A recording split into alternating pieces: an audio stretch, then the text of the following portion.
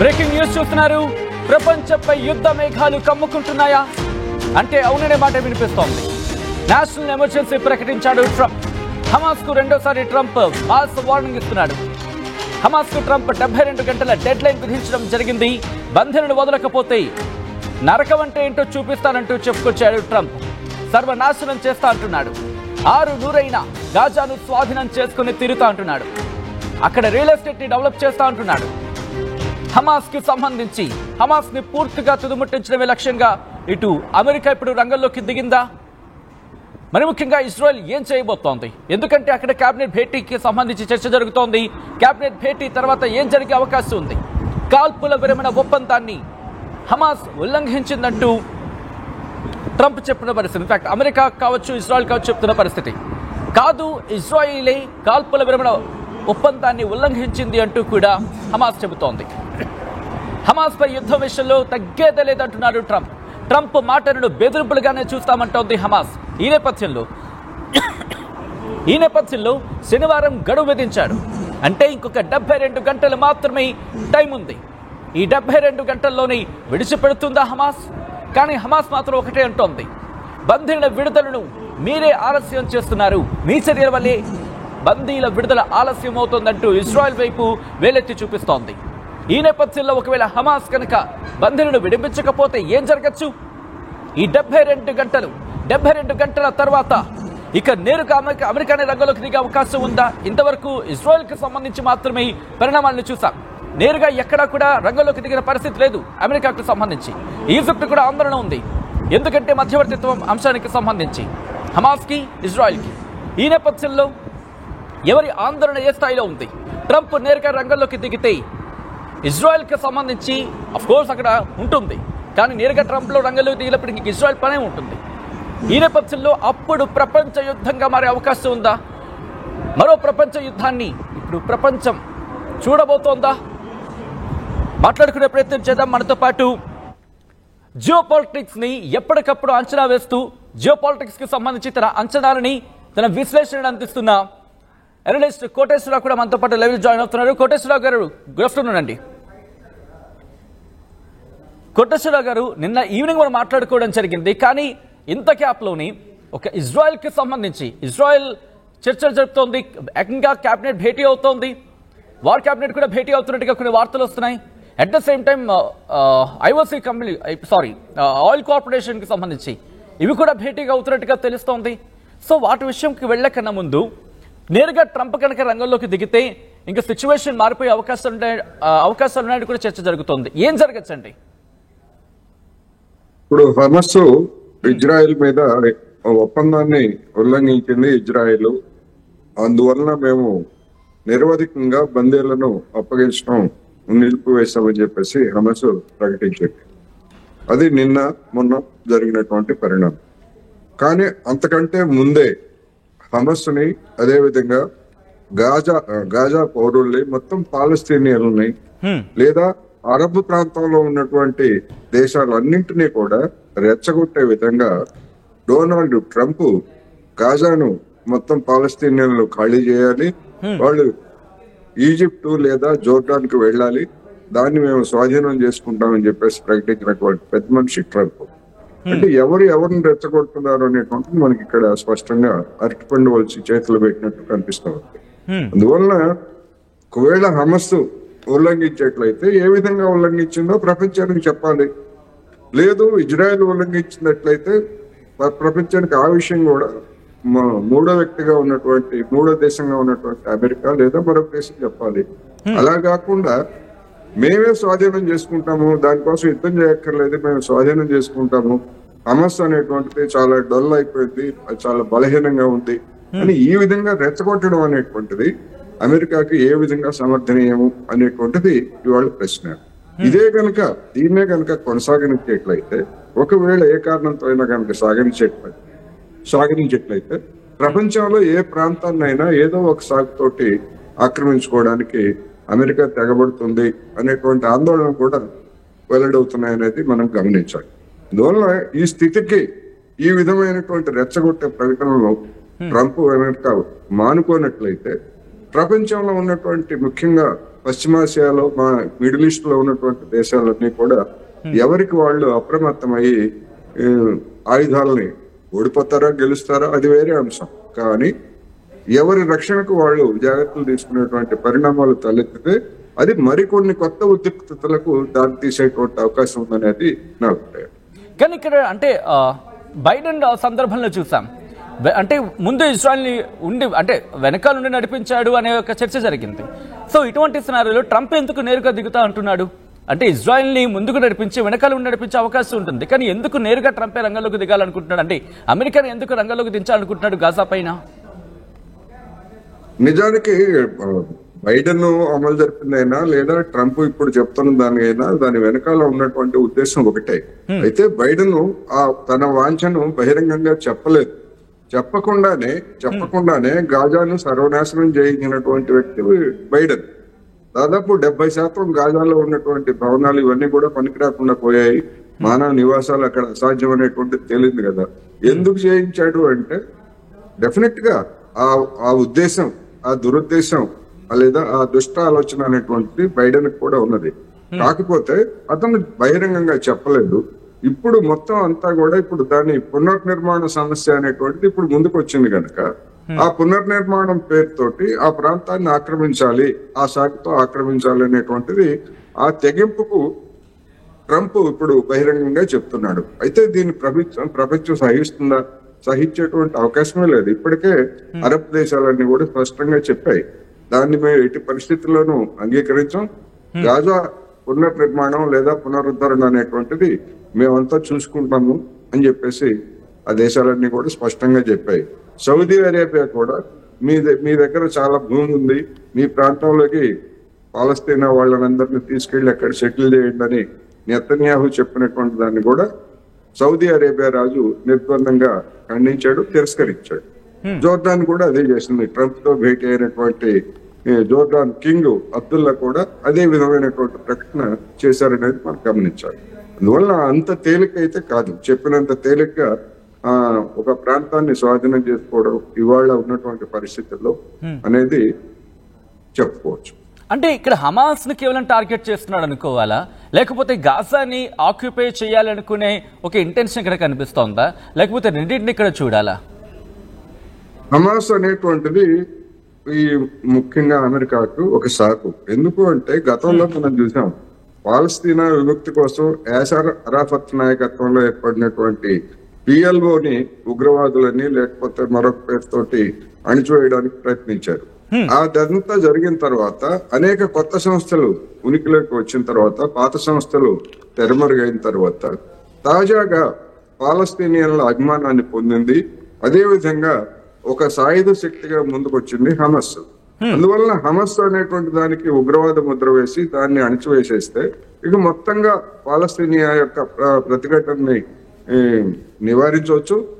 వాళ్ళందరినీ కూడా ఆ ప్రాంతంలో ఉన్నటువంటి వాళ్ళందరినీ కూడా ఒక బందీలుగానో లేదా బానిసలుగా చేసుకొని తమ హవా చలాయించవచ్చు అనేటువంటిది అక్కడ ఉన్నటువంటి నెతన్యాహు. కానీ కోటేశ్వరరావు గారు ఇక్కడ ఒక పాయింట్ ని యాడ్ చేయాలనుకుంటున్నాను. ఎందుకంటే మీరు అన్నట్టుగా పోనీ హమాస్ ని అక్కడ క్లియర్ చేయాలనుకుంటే దాదాపుగా ఇజ్రాయెల్ కొద్ది రోజుల క్రితం వాళ్ళు చెప్తున్నట్టుగా దాదాపుగా 80% 90% క్లియర్ చేసేసాం హమాస్ ను, హెజ్బుల్లాను కూడా దాదాపుగా మేము నాశనం చేసేసాం, మేము క్లియర్ చేసేసాం అనుకుంటున్న సందర్భంలో ఇంకా ప్రత్యేకంగా అక్కడ ఆపరేషన్ చేయాల్సిన అవసరం ఉంది, అవసరం ఏం కనిపిస్తోంది? సో ఇటువంటి చర్చ జరుగుతోంది. బంధనని హమాస్ కూడా మా దగ్గర ఉన్న బంధన ఇప్పుడు విడిచిపెట్టమంటోంది. సో ఇక్కడ ఎలా చూడాలి ఈ మోటివ్ ని? ఇప్పుడు కొన్ని వేల మంది హమాస్ సాయుధులు వాళ్ళందరినీ కూడా ఇజ్రాయెల్ లేదా అమెరికా మీరన్నట్టుగా లేదా ప్రపంచంలో అనేక మంది భావిస్తున్నట్టుగా వాళ్ళందరినీ అంతం చేశారు అనుకున్నప్పటికీ పాలస్తీనా అనేటువంటి దేశం గనక ఏర్పడకపోయేటైతే పుట్టే ప్రతి ఒక్కరూ ఒక సాయుధ పౌరుడిగా, సాయుధ పోరాట యోధుడిగా తయారయ్యేటువంటి పరిస్థితి అక్కడ ఉన్నది. మీరు చూడండి, పాలస్తీనా పౌరుల్ని 80 ఏళ్ల నుంచి చూస్తే 80 ఏళ్ల క్రితం ప్రారంభమైన దాదాపు 75 ఏళ్ల క్రితం ప్రారంభమైనటువంటి ఈ పోరులో పాలస్తీనా పోరులోనే పుట్టి, పోరులోనే పెరిగి, పోరులోనే మరణిస్తున్నటువంటి తరతరాలు అక్కడ ఉన్నాయి. మనకి ప్రపంచంలో ఇలాగా అంటే పోరు మధ్య పోరు బాటలో పుట్టి పెరిగి మరణిస్తున్నటువంటి జాతి మరొక దేశం ప్రపంచంలో మరొక ఖండంలో ఎక్కడా లేదు ఇంతవరకు. అందువలన ప్రతి పిల్లవాడు కూడా ఒక సాయుధ యోధుడిగా తయారయ్యేటువంటి పరిస్థితి అక్కడ భౌతికమైనటువంటి పరిస్థితి ఆ విధంగా అక్కడ ఉంది. అందుకని ఒకవేళ హమాస్ అంతం చేసినా కానీ గతంలో పిఎల్ఓని అంతం చేశారు, అదేవిధంగా అనేక సంస్థలను కూడా మట్టు పెట్టారు లేదా ఉనికిలో లేకుండా చేశారు. మరి హమాస్ ఎట్లా పుట్టుకొచ్చింది? అవన్నీ చేసిన తర్వాతే కదా. అందువలన ఆ సమస్య ఉన్నంత వరకు హమాస్ కాకపోతే మరొక రూపంలో లేదా మరొక సంస్థ ముందుకు వచ్చేటువంటి అవకాశం అయితే తప్పకుండా ఉంది. కానీ హమాస్ ని టచ్ చేస్తే ఇక్కడ ఇరాన్ ఊరుకునే సిచ్యువేషన్ కనిపించట్లేదు. అట్ ద సేమ్ టైం మీరు అన్నట్టుగా ఇటు లిబియాకి సంబంధించి అక్కడొక్కడ సినారియో మారుతూ ఉంటుంది. ఇది కేవలం హమాస్కో గాజాకు మాత్రమే పరిమితం అవకాశం ఉండదు, ప్రపంచ దేశాలన్నిటికీ సంబంధించి కూడా ఆ ఇంప్లికేషన్స్ ఉంటాయి. సో ఒక విధంగా చెప్పాలంటే బాంబుకి సంబంధించి ఒక తాడు కింద మాట్లాడుకుంటే ఆ తాడుకి నిప్పంటించాడు ట్రంప్ అనుకోవచ్చు. సో ఈ బాంబు పేలే అవకాశం ఉంటుంది. కాబట్టి ఇటువంటి నేపథ్యంలో ఎందుకు ప్రపంచ దేశాలు ఏవి కనీసం మంటని ఆర్పే ప్రయత్నం లేకపోతే అగ్గి రాజేస్తున్న ఆ తాడుని తెంపే ప్రయత్నం ఎందుకు చేయట్లేదు అనుకోవాలి? ఇక్కడ ప్రపంచ దేశాలన్నీ కూడా చేస్తున్నాయి. ఇప్పుడు సౌదీ అరేబియా తాజాగా ప్రకటించినటువంటిది కూడా ఏంటి? శాశ్వత పరిష్కారం రెండు దేశాల ఏర్పాటు అంటే ఇజ్రాయెల్ పాలస్తీనా దేశాల ఏర్పాటే శాశ్వత పరిష్కారం అని చెప్పేసి సౌదీ అరేబియా తాజాగా కూడా చెప్పింది, నిన్న కూడా చెప్పింది. ప్రతి దేశం ఇప్పుడు ఐక్యరాజ్య సమితి తీర్మానాలు అదే చేశాయి, లేదా సాధారణ అసెంబ్లీలో ప్రతి ఏటా జరిపేటువంటి ఓటింగ్ లో తీర్మానాలు అదే చేస్తున్నాయి, లేదా భద్రతా మండలి కూడా అదే చెప్పింది. అందువల్ల దాని సంగతి తేల్చకుండా ప్రతి దేశం కూడా, ప్రతి సభ్య సమాజం కూడా పాలస్తీనా ఏర్పాటు చేయాలి అనేటువంటిది స్పష్టంగా అభిప్రాయం కలిగి ఉంది. అయితే ఇక్కడ సమస్య ఏంటంటే ఆ పాలస్తీనా ఏర్పాటు కోసం ఆయా ప్రపంచ దేశాలన్నీ వచ్చి ఇజ్రాయెల్ మీద దాడి చేయడము, లేకపోతే ఇజ్రాయెల్ కి మద్దతు ఇస్తున్నటువంటి అమెరికా లేదా ఇతరుల వాటి మీద దాడి చేయడం అనేటువంటిది భౌతికంగా ఇవాళ ఉన్నటువంటి పరిస్థితుల్లో అది సాధ్యం కాదు. నిజానికి అలాంటి పరిస్థితి మొత్తం ఆ ప్రాంతంలో ఉన్నటువంటి అరబ్ దేశాలే ఆ విధంగా చేసినప్పటికీ ఈ పాటికి ఇజ్రాయెల్ ఎప్పుడో తుపాకీతోటి మొత్తం లేపేసి ఉండేవాడు. కానీ అటువంటి పరిస్థితి లేదు కనుకనే భౌతికంగా సమాజం మొత్తం అరబ్ సమాజం కూడా చీలు ఉన్నది కనుకనే అమెరికా అదే విధంగా ఇజ్రాయెల్ ఆటలు అక్కడ సాగుతున్నాయి. అయితే అంత మాత్రాన మొత్తం గాజా ప్రాంతాన్ని స్వాధీనం చేసుకోవడం లేదా వెస్ట్ బ్యాంక్ స్వాధీనం చేసుకోవడం అనేటువంటిది అంత తేలికైనటువంటిది కాదు. ఇదే ట్రంప్ తటస్థంగా ఉంచినటువంటి జెరూసలేం ప్రాంతంలో అమెరికా రాయబార కార్యాలయాన్ని ఏర్పాటు చేశాడు. ఎక్కడికి, దేనికి ఆ ప్రాతినిధ్యం అంటే ఇజ్రాయెల్ ప్రాతినిధ్యం. అంటే ట్రంప్, అమెరికా ఎవరైనా కానివ్వండి, నెతన్యాహు కంటే ఎక్కువగా రెచ్చగొడుతున్నటువంటి వాళ్ళు వీళ్ళు కూడా ఉన్నారు అనేది మనకు తెలుస్తూ ఉంది. అందువల్ల ఇప్పుడు ఏం జరుగుతుంది? అయితే ట్రంప్ చేసేటువంటి పిచ్చి ప్రకటనలు వీటన్నిటిని కూడా మిగతా దేశాలన్నీ కూడా, చైనా గాని, రష్యా గాని, ఇరాన్ కావచ్చు, ఇరాక్ కావచ్చు, ఇట్లాంటి దేశాలన్నీ కూడా పరిశీలిస్తున్నాయి. ఒక దశ దాటి రెడ్ లైన్స్ దాటితే ఏం జరుగుతుంది అనేటువంటిది ఇప్పుడు ఆసక్తికరమైనటువంటి చర్చ. అంటే ఇక్కడ ఈ పాయింట్ కి వస్తున్నాను. సపోజ్ 72 గంటల తర్వాత హమాస్ మీద కనుక అమెరికానే, ఇక్కడ ఇజ్రాయెల్ కూడా కాదు, అమెరికా కనుక నేరుగా దాడికి దిగితే ఇది ప్రభావం కేవలం ప్రపంచ దేశాలు అమెరికా గాజా లేకపోతే అమెరికా ఫలస్తీన్ లేకపోతే అమెరికా హమాస్ కింద చూడడం జరుగుతుందా? లేకపోతే ప్రపంచ దేశాలన్నీ, ఎందుకంటే ఇరాన్ అక్కడ రంగంలో దిగే అవకాశం కనిపిస్తుంది కాబట్టి ఇరాన్ కి మద్దతుగా రష్యా రంగంలోకి దిగే అవకాశం ఉంటుంది అనుకోవాలా? చైనా కూడా రంగంలోకి దిగచ్చు, ఎందుకంటే రష్యాకి కాస్త క్లోజ్ అసోసియేషన్ కనిపిస్తుంది కాబట్టి ఇలాగే చూడాలా? లేకపోతే కేవలం ఇది గాజాకి అమెరికాకి మధ్య ఇజ్రాయెల్ కాంబినేషన్ లో ఇలాగే చూడాలా అండి? ఇప్పుడు హమాస్ సాయుధుల్ని పట్టుకోవాలనేటువంటి పేరుతోటి మొత్తం గాజాలో ఉన్నటువంటి 20-25 లక్షల మంది జనాభా మీద ఇజ్రాయెల్ దాడి చేసింది. ఒకవేళ అమెరికా ఇజ్రాయెల్ ని పక్కన పెట్టేసి ఆ పాత్రను అమెరికానే పోషించాలనుకుంటే దానికి అవసరమైనటువంటి సాధన సంపత్తి అంతా కూడా మధ్యధరా సముద్రము, ఎర్ర సముద్ర ప్రాంతాల్లో అమెరికా యుద్ధ నౌకలు ఉన్నాయి, అవసరమైనటువంటి ఆయుధాలు ఉన్నాయి, అన్ని ఉన్నాయి. అది కూడా చేయొచ్చు. కానీ అలాంటి పరిస్థితి తలెత్తేటువంటి అవకాశాలు ఇప్పుడైతే లేవు. ఎందుకంటే అమెరికా ఆ విధమైనటువంటి దానికి కనుక తెగించేట్లయితే పర్యవసానాలు, ఎందుకంటే ఒక యుద్ధం చేయాలంటే పరిమితమైనటువంటి యుద్ధం చేయాలన్నా కూడా అమెరికా కానీ ఏ దేశానికైనా సన్నద్ధత అవసరం.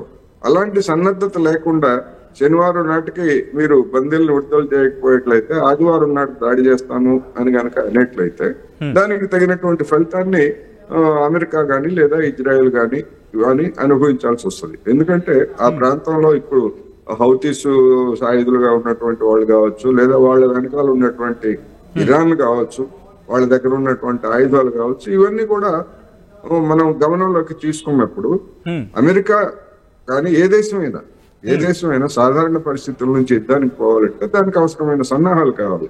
అలాంటి సన్నాహాలు అమెరికా ఇంతవరకు అయితే చేయలేదు. దానికైతే ఉన్నాయి, చుట్టుపక్కల అనేక దేశాల్లో దానికి ఉన్నటువంటి స్థావరాలు కావచ్చు, అన్ని ఉన్నాయి. కానీ స్థావరాలు ఉండటం వేరు, యుద్ధ సన్నాహాలు చేయడం వేరు. అందువల్ల ఇప్పుడు ట్రంప్ అనేటువంటి వాడు ఒక బెదిరింపులకు పాల్పడ్డాడనే మొత్తం అరబ్ దేశాలు కూడా భావిస్తున్నాయి. హమాస్ కూడా అదే చెప్తా ఉన్నది. దీనికి మించిపోతాడా అనేటువంటిది మనం ఆదివారం నాడు చూస్తాం. మీరు అన్నట్టుగా ఇక్కడ ఎందుకంటే రెడ్ సీ మీదుగా అక్కడ హౌతీలు దుశ్చర్య అంటూ ఒక మాట వినిపిస్తోంది ఇక్కడ. ఎందుకంటే అక్కడ అమెరికా నుంచి వచ్చే కొద్దిగా చెప్పాలంటే అక్కడి నుంచి వచ్చి ఆ షిప్స్ కి సంబంధించి టార్గెట్ చేస్తున్నారు. ఈ నేపథ్యంలో అక్కడ దాడి చేస్తున్న సందర్భం ఇప్పుడు హౌతీలు కూడా అక్కడ రెచ్చిపోయారు అనుకుందాం. అంటే for a matter for some జరుగుతున్న పరిణామాలు బట్టి ఒకవేళ అక్కడ హౌతీలు కూడా దాడులకు దిగితే ఇటు ఏషియన్ కంట్రీస్ కి కూడా ఇబ్బందికరంగా మారుతుంది, ఆసియా దేశాలు కూడా ఇబ్బందికరంగా మారుతుంది, రేట్లు పెరిగే అవకాశం ఉంది. సో ఈ పాయింట్ ఆఫ్ వ్యూలో ఏమైనా చర్చలు జరిగే అవకాశం ఉంటుందా ఆసియాన్ కంట్రీస్ కి సంబంధించి? అంటే ఎందుకంటే ట్రంప్ తో మాట్లాడితే బాబు కొంచెం 2 రోజులు ఆగరా ఆలోచించింది, ఎందుకంటే మాకు ఇంపాక్ట్ ఉంటుంది. సో అవి అటువంటి చర్చలు ఏమైనా జరిగే అవకాశం ఉంటుందా అండి? ఇప్పుడు యెమెన్ లోని హౌతీలు అనేటువంటి ఆ సాయుధ బృందానికి సంబంధించి మనం అర్థం చేసుకోవాల్సింది ఏంటంటే వాళ్ళు ఇరాన్ ప్రాక్సీలు, అంటే ఇరాన్ ఏ విధమైనటువంటి డైరెక్షన్స్ ఇస్తే ఆ విధంగా వ్యవహరించేటువంటి శక్తులు అనేటువంటిది మనం గమనించాలి. వాళ్ళు కానీ లేదా లెబనాన్ లో ఉన్నటువంటి హిజ్బుల్లా గాని వీళ్ళందరూ కూడా ఇరాన్ మద్దతుదారులుగా లేదా ఇరాన్ అందించేటువంటి ఆయుధ సాయం లేదా డబ్బు సాయంతో నడుస్తున్నటువంటి సంస్థలు అవి. దాన్ని ఆ హౌతీ సాయుధ సంస్థల్ని అణిచివేయడానికి అమెరికన్లు సౌదీ అరేబియాను ఉపయోగించారు. గడిచినటువంటి 10 సంవత్సరాల కాలంలో సౌదీ అరేబియా ఆ హౌతీలను అణిచివేయడానికి తాను చేయగలిగినంత చేసింది. కానీ హౌతీలను అణిచివేయడం అనేటువంటిది సౌదీ అరేబియాకి సాధ్యం కాలేదు. అటువంటి సౌదీ అరేబియా మేము హౌతీలతోటి మేము పరస్పర దాడులకు దిగము, మేము రాజీ చేసుకుంటామని చెప్పేసి దాడుల్ని ఉపసంహరించి ఆ ఇరాన్ తోటి సర్దుబాటు చేసుకుంది. అందువల్ల అక్కడ హౌతీలు యొక్క స్థానం అనేటువంటిది ఇప్పుడు మరింతగా పటిష్టమైంది. ఎందుకంటే 2 వైపుల నుంచి జరిగేటువంటి దాడి, ఒకవైపు ఇజ్రాయెల్ వైపు నుంచి, మరొక వైపు సౌదీ అరేబియా నుంచి గతంలో దాడులు జరిగాయి. ఇప్పుడు అటువంటి పరిస్థితి లేదు, ఒక్క ఇజ్రాయెల్ మాత్రమే వాళ్ళు ఎదుర్కోవాలి. అందువల్ల ఈ మారినటువంటి పరిస్థితుల్లో కనుక చూసినప్పుడు హౌతీలు అనేటువంటి వాళ్ళు ఒక ముఖ్యమైనటువంటి బలమైనటువంటి సాయుధ సంస్థగా ఉన్నారు. రెండవది, సిరియాని స్వాధీనం చేసుకున్నటువంటి ఈ సాయుధ శక్తులు కూడా ఏవైతే ఉన్నాయో ఈ సాయుధ శక్తులు కూడా అమెరికాకు అనుకూలమైనటువంటివి కాదు. అవి ఇవాళ ఉన్నటువంటి పరిస్థితుల్లో టర్కీ పలుకుబడిలో ఉన్నటువంటి శక్తులు అవి. అందువల్ల అటువంటి యుద్ధమే కనుక ఒకవేళ ప్రాంతీయ యుద్ధమే కనుక వచ్చేట్లయితే టర్కీ కూడా ప్రభావితం అవుతుంది. మరి టర్కీ దానికి అంగీకరిస్తుందా? టర్కీ అనేటువంటిది నాటో కూటమిలో అమెరికాకి మిత్ర దేశంగానే ఉంది. అమెరికా తోటి అన్ని విషయాల్లో అది ఏకీభవించట్లేదు ఈ విషయంలో కూడా.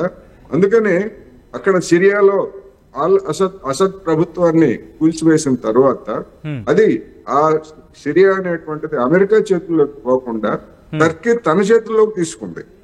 ఇరాన్ నుంచి అమెరికా చేతుల్లోకి పోలేదు టర్కీ ఇప్పటికీ. సిరియా టర్కీ చేతుల్లో ఉంది, టర్కీ ప్రభావంలో ఉంది. అందువల్ల వీటన్నిటిని అమెరికా పరిగణలోకి తీసుకోవాల్సి ఉంటుంది. ఏమైనప్పటికీ ఇవన్నీ తాత్కాలికమైనటువంటి బెదిరింపులు. ఎందుకు అంటే నెతన్యాహు పరిస్థితి ఇజ్రాయిల్లో రోజు రోజుకి దిగజారుతా ఉంది. రాజకీయంగా అతను పలుకుపోయి, ఎందుకంటే బందీల విడుదల వైఫల్యం అనేటువంటిది అతనికి పెద్ద రాజకీయ ప్రతిబంధకంగా మారింది. రాబోయేటువంటి ఎన్నికల్లో నెతన్యాహు గెలుస్తాడా లేదా అనే దానికి వచ్చేసరికి గెలిచేటువంటి అవకాశాలు లేవని కూడా కొంతమంది చెప్తున్నారు. అందువల్ల ఇవన్నీ కూడా చూసినప్పుడు ఒక ఉడదూపులు అంటాం కదా, ఆ విధమైనటువంటి దాన్ని ట్రంప్ చేస్తున్నట్టుగా భావించవచ్చు. అయితే అదే సమయంలో మన గత చరిత్రను చూసినప్పుడు హిట్లర్ గాని లేదా మొదటి ప్రపంచ యుద్ధంలో గాని ఇలాంటి వాళ్ళు చేసినటువంటి పిచ్చి పనులతోటి చిన్నగా మొదలైనటువంటి పరిణామం ప్రపంచ యుద్ధాలకు దారితీసింది కనుక ట్రంప్ చర్యలను కూడా మనం ఆ కోణంలోనే జాగ్రత్తగా ఎప్పటికప్పుడు పరిశీలించాలి అనేది నేను చెప్పవచ్చు. Right, thank you so much Koteswara garu. ఈ అంశానికి సంబంధించి మీ వెర్షన్ వినిపించే ప్రయత్నం చేశారు, మీ అనాలిసిస్ ని ప్రజలకు వివరించే ప్రయత్నం చేశారు. మొత్తంగా అయితే మాత్రం ట్రంప్ మాటలు చూస్తూ ఉంటే ఇది బెదిరింపులుగానే ఉన్నాయా? 72 గంటల తర్వాత ఏం జరగబోతోంది? నేటి జేఈఈ మెయిన్ 2025 ఫలితాల్లో ఇప్పటి వరకు అందిన సమాచారం మేరకు స్కోర్ బోర్డు దద్దరిల్లేలా 100% సాధించిన శ్రీ చైతన్య విద్యార్థులు 8 మంది.